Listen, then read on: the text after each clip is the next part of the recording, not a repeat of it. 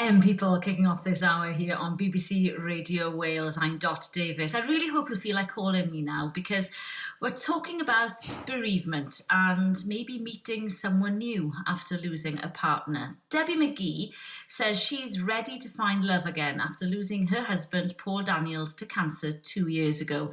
She said in a recent interview with Hello magazine, "I don't want to be on my own for the rest of my life."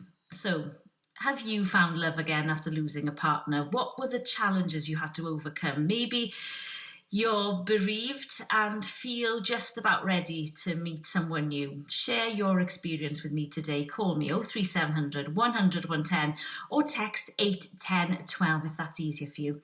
Peter's from Llantwit Major. Hi, Peter. Good morning, Josh. You sadly lost your wife, didn't you, Peter, back in 2004 to cancer. I did, yeah. Tell us about sort of the process then you went through from losing your wife and then almost dipping your toe in again and meeting someone new. Well, initially, I suppose you can compare it to like a sheet of paper when I'd been married for 33 years, and when you lose your partner, it's like having a sheet of paper ripped in half of you is missing. And initially you have the grieving process. Like Debbie McGee, she's gone 2 years and she's found it's time to move on. But everybody handles it differently. It lasts a different length of time.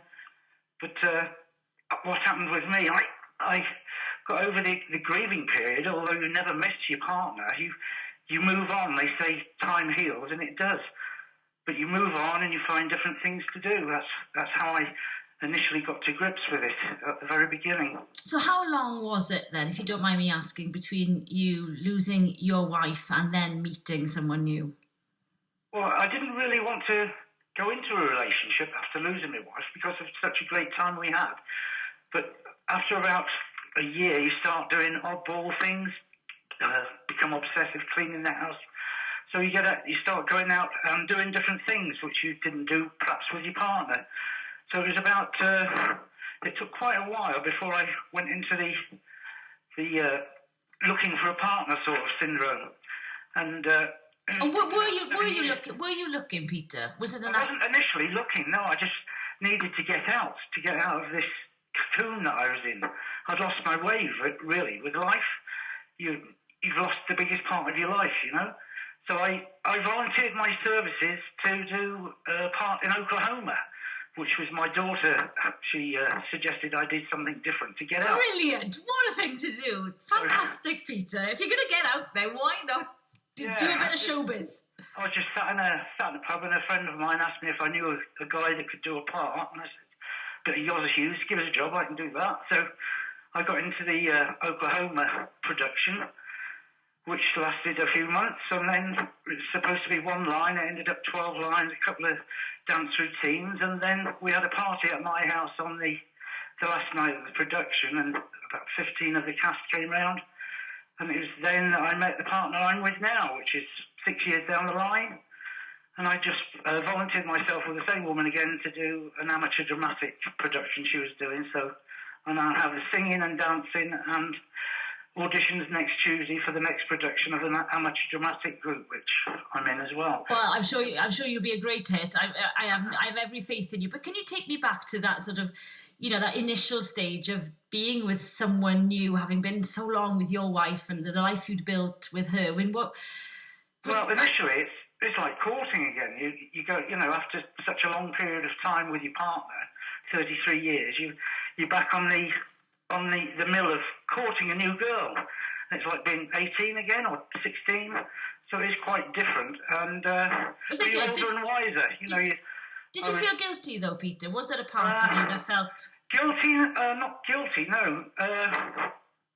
No, you don't feel guilty because how can I put it? No, there's no guilt involved. In your mind, you now want to move on. You don't want to be alone.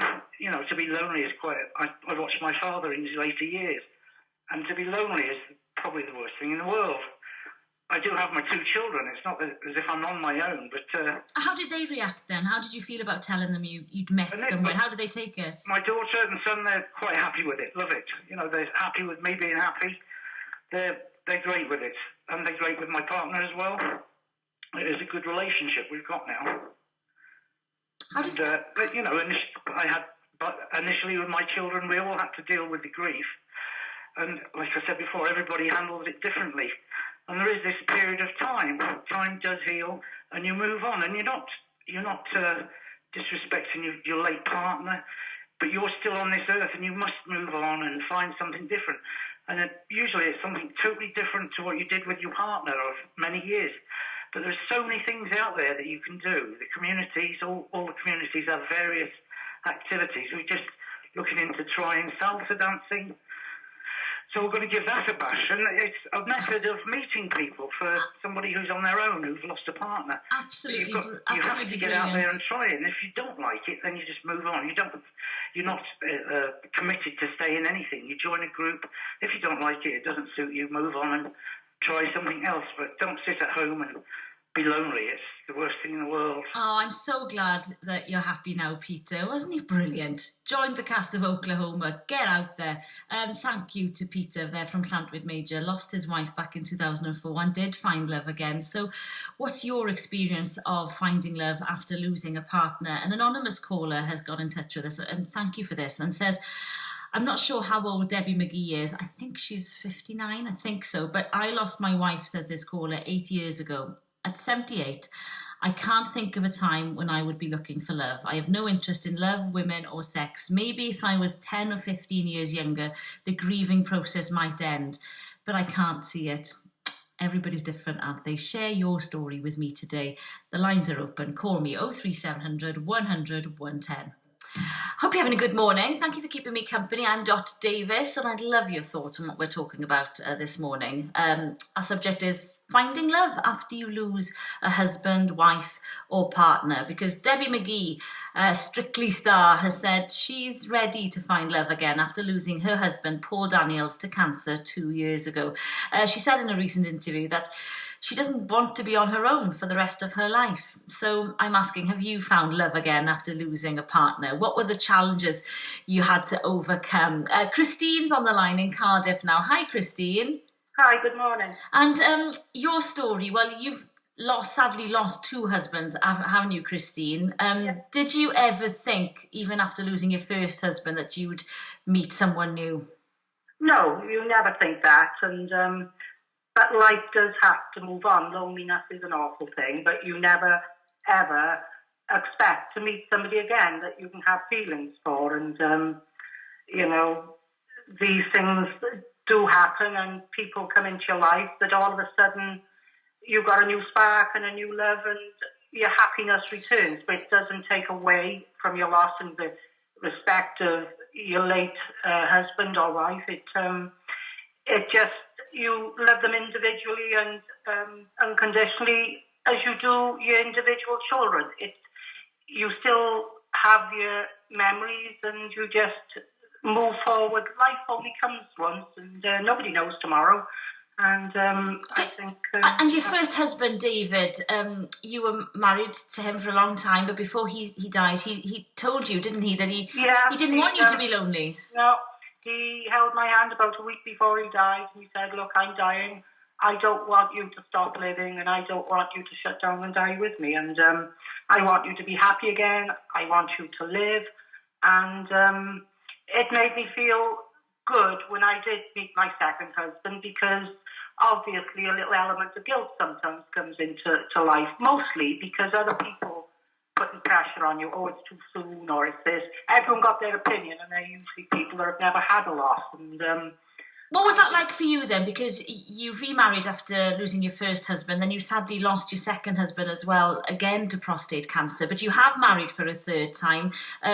What was the response maybe of your immediate family? In the beginning, everyone's grieving. Your children grieve with you, and as a family, we've gone through a horrendous time losing two loved people. And when I met my present lovely husband, Steve, it was just a natural, meant to be happening. Our paths crossed one night, and in the beginning, I will say my children were a little bit cautious, but that was because they were worried of me getting hurt. And once they could see that we were very happy, and we are all one big happy family. You know, I got my children and my second husband's children, my present husband Steve's children, a child and a lovely little boy, and we combine all our lives together and one big happy family. And tell me a bit about your husband now then, because he's a bit younger than you, isn't he? Where did you meet and what were those first dates like? You have to get out. You can't just stay in. So I used to go out with the girls, and although I was running a business, I used to go out with the girls, and I didn't want to go out this particular night, but I did. And there he was on the opposite table, and he looked across, and we were just sat opposite each other. The next thing, he was sat next to me, and the next thing, we were chatting, and the next thing, I was about to leave, and he wanted my phone number, and I said, well, you know, I could see there was a little bit of a gap between us, and I said, oh, I'm an older bird and an older person, and he said, I just want to get to know you, and I just couldn't walk away. There was just something holding me back. It was like a meant to be. How long have you been together now, Christine? We've been married 2.5 years, and we're very happy, and he loves cooking, I love cooking. My kids love cooking, so we're either at our house, the kids' house, and we got grandchildren as well. And yeah, we're very happy. We love to travel. We love holidays. We've always all worked hard as a family, and we've worked through our grief. And you have to stay busy and or volunteer anything. Just don't sit with your own company. Just get out and explore life, because while you're moving around, you don't know whose pathway will cross you. You're not out looking, but it's just that chance meeting in a lifetime that if you're not out there, you never meet them, you know. Oh, Christine. Life goes on.